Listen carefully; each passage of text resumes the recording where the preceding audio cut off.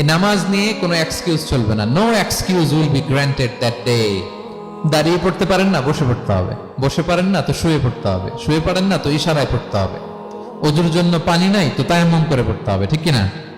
হাফিজু আলাস সালাওয়াত, সালাতের ব্যাপারে সচেষ্ট হও, কারণ এটা প্রথম হিসেব চাইবেন আল্লাহ। আল্লাহ বলেন আউয়ালু মা ইউহাসাবু বিহিল আবদু ইয়াউমাল কিয়ামাতি আস-সালাহ। কিয়ামতে সর্বপ্রথম হিসেব হবে নামাজের। আওয়াজ করে বলেন কিসের? ফাইন সলুহাত সলুহা সাইরু আমালি। নামাজের হিসেব যদি সহজ হয় সব সহজ, আর নামাজের হিসেব যদি গন্ডগোল হয় পুরো আমল নামায় গন্ডগোল লেগে যাবে। প্রিয় ভাইরা, তাই আমরা যেন সালাতের ব্যাপারে যত্নবান হই, আমরা যেন খুশু খুজুর সাথে সালাত পড়ি, আমরা যেন অনর্থক কথাবার্তা কাজ থেকে যেন বেঁচে থাকি।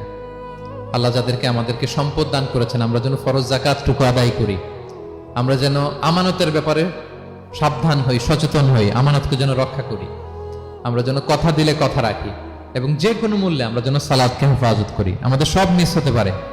কাজকে আমরা বলবো যে নামাজ আছে, নামাজকে বলা যাবে না আমার কাজ আছে, ঠিক কিনা বলেন? আওয়াজ করে বলেন ঠিক কিনা? কাজকে কি বলবো আমরা, নাকি নামাজকে বলবেন আমার একটু কাজ আছে? না, আমরা যেন সালাতের ব্যাপারে যত্নশীল হই, সচেতন হই।